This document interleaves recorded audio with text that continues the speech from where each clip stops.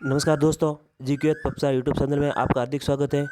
दोस्तों, आज हम इस वीडियो में बात करेंगे जूनियर अकाउंटेंट के डॉक्यूमेंट वेरिफिकेशन से संबंधित क्या क्या डॉक्यूमेंट्स है उससे रिलेटेड बात करेंगे। तो सबसे पहले ये देख लीजिए आप कि application form and admit card. सबसे पहले जूनियर अकाउंटेंट का जो आपका एप्लीकेशन फॉर्म है वो और एडमिट कार्ड की आपकी ज़रूरत पड़ेगी, वो आपको रखना पड़ेगा। फिर है 10th मार्कशीट एंड सर्टिफिकेट। कुछ लोगों के 10th मार्कशीट और जो सर्टिफिकेट है वो अलग अलग सेपरेट है, तो दोनों आपको रखने पड़ेंगे या ले जाने पड़ेंगे। और जो नए बंदे आजकल क्या मार्कशीट और सर्टिफिकेट साथ ही आते हैं, तो वो तो दोनों साथ हो जाएंगे। ऐसे ही 12th की जो मार्कशीट और सर्टिफिकेट है वो सेपरेट और साथ में, यानी कि जिनकी सेपरेट है वो सेपरेट लेके जाएंगे और जिनके साथ में वो साथ में लेके जाएंगे।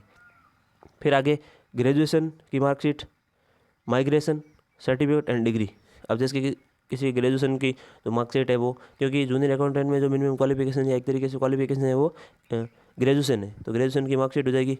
फिर माइग्रेशन का सर्टिफिकेट हो जाएगा, अगर आपने वहाँ से उस यूनिवर्सिटी से कहीं दूसरी जगह एडमिशन लिया तो वो जो रहेगा एक तरीके से, क्योंकि 12th पास करने के बाद भी आपको माइग्रेशन मिलता है, वैसे ही यूनिवर्सिटी से हमने माइग्रेशन लेना पड़ता है, तो वो भी एक तरीके से माइग्रेशन सर्टिफिकेट की जरूरत पड़ेगी। साथ ही डिग्री, जो आपकी ओरिजिनल डिग्री है वो हो सकता है आपकी डॉक्यूमेंट वेरिफिकेशन तक ओरिजिनल डिग्री नहीं आई हो, या जो है तो प्रोविजनल डिग्री आप ले जा सकते हो यूनिवर्सिटी से। नहीं तो आपको जो ओरिजिनल डिग्री अगर ले रखी है तो वो आपको ओरिजिनल डिग्री की कॉपी, ओरिजिनल डिग्री साथ में लेकर जानी पड़ेगी।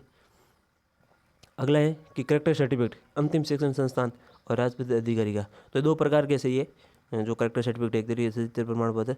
अंतिम शिक्षण संस्थान यानी कि जैसे आपने ग्रेजुएशन किया तो यूनिवर्सिटी से हो जाएगा।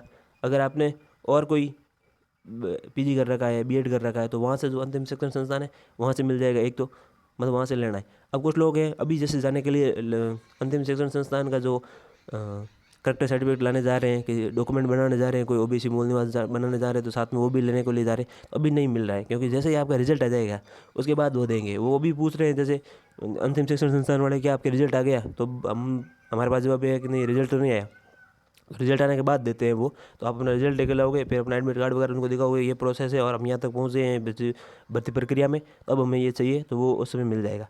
और राजपत्रित अधिकारी, तो ये जो कोई भी आपको जान पहचान वाले, या जो आपको जानते हैं कि हाँ इस बंदे का चरित्र ठीक है और ये मतलब यानी कि आपको आपके नॉन है या जान पहचान वाले, तो वो एक फॉर्मेट आता है उसमें राजपत्रित अधिकारी के, वो साइन करके दे देंगे और एक तरीके से उस प्रमाण पत्र का ऐसे बनता है। और आगे जो न्यू कलर फोटोग्राफ्स, तो कुछ 8 फोटो कॉपी चाहिएगी, तो ये भी डॉक्यूमेंट वेरिफिकेशन में काम आने वाली चीज़ है, ये डॉक्यूमेंट वेरिफिकेशन का एक पार्ट है। और बोनाफाइड सर्टिफिकेट या मूल निवास प्रमाण पत्र, तो मूल निवास प्रमाण पत्र है जो आपको बनाना है, ये भी एक चाहिए था। Caste certificate, OBC, EWS, ST SC MBC, इनके लिए भी जो है कास्ट सर्टिफिकेट बनेगा, जनरल के लिए नहीं बनता है, तो ये आपको बनाना पड़ेगा। और अगला है इनकम सर्टिफिकेट।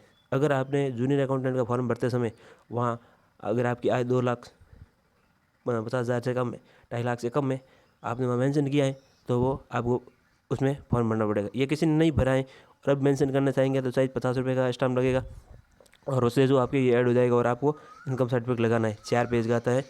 और कुछ लोगों के फॉर्म में त्रुटि है, कोई फॉर्म में मिस्टेक है, अगर आपके फॉर्म में मिस्टेक है तो उसके लिए भी 50 रुपये का स्टाम्प फॉर्म लगता है, और स्टाम्प लगेगा 50 रुपये का, और उसमें जो करेक्शन का वो सब इशू सॉल्व हो जाएगा। तो कुल मिला के ये जूनियर अकाउंटेंट के डॉक्यूमेंट में ये मेन चीज़ें चाहिए। अब किसी के मैरिज सर्टिफिकेट है, किसी के दहेज का है, किसी के, वो चीज़ें अलग हो जाएगी। ये कॉमनली हम बात कर रहे हैं एक जनरल कैंडिडेट के लिए। अब जैसे दहेज सर्टिफिकेट हो जाएगा, मैरिज का हो जाएगा, मैरिड है उनके लिए मैरिज का, दहेज का, और एक नशा मुक्ति, एक तरीके से नशा मुक्ति में बीड़ी गुटखा ज़्यादा जो है सिगरेट, इनके बारे में होता है एक चीज़ें, तो वो भी एक तरीके से पत्र, एक तरीके से प्रमाण पत्र हो जाएगा। तो बहुत से अब किसी तलाकशुदा महिला है तो उसके डाइवोर्स का हो जाएगा, किसी के वीडियो है तो वीडियो का हो जाएगा, तो वो सब अलग अलग है। लेकिन हमने मुख्य जो जनरली बातें कर दी, तो ये जो सर्टिफिकेट थे वो थे, बाकी तो जो कैटेगरी वाइज होगा, जिस कैटेगरी में जो आएगा उसका अलग से सर्टिफिकेट होगा ही। अब हम बात कर लेते हैं जूनियर अकाउंटेंट के रिजल्ट की। हालांकि हमारे चेयरमैन साहब का जो ट्वीट आया है और डेट उन्होंने बता ही दी है कि जूनियर अकाउंटेंट का जो रिजल्ट अगले हफ्ते का प्लान है, यानी 28 जून से पहले जो जारी कर दिया जाएगा। तो हो सकता है 28 जून से पहले, तो ये 25, 26, 27 को कभी भी आ सकता है, और 26 तारीख की डेट हमें कुछ ज़्यादा ही वो लग रही है कि उस समय आ सकता है। हालांकि कुछ एग्ज़ाम्स थे जूनियर एक्सटेंशन के, तो उनको ये कैंसिल किया कर दिया गया। ये एग्ज़ाम जो 27, 29 और 30 को, ये चेयरमैन साहब का ट्वीट है कि 27, 29 और 30 को होने वाले थे, वो उससे संबंधित विभाग की अनुसार आगे बढ़ाए जाते हैं। ये एग्ज़ाम अक्टूबर नवंबर में होंगे, तो ये एग्ज़ाम कैंसिल होने से हो सकता है कि इस डेट को रिजल्ट भी आ जाए, क्योंकि 27 तारीख की डेट पहले बुक थी, तो अब हो सकता है 27 तारीख को रिजल्ट भी आ जाए। 29 तारीख का कोई लेना देना है नहीं, क्योंकि 28 तारीख से पहले रिजल्ट की बात कही गई है। बाकी देखते हैं अब रिजल्ट कब आता है, उसे पता चलेगा। लेकिन ये है अब 28 तारीख से पहले रिजल्ट आ जाएगा, और हो सकता है ये मतलब सोमवार मंगलवार को बहुत संभावित लग रहा है। ये तो अब वीक पूरा हो गया, अगले वीक में सोमवार मंगलवार को भी रिजल्ट आने की पूरी संभावना है। बाकी देखते हैं, अब रिजल्ट आने के बाद ही पता चलेगा।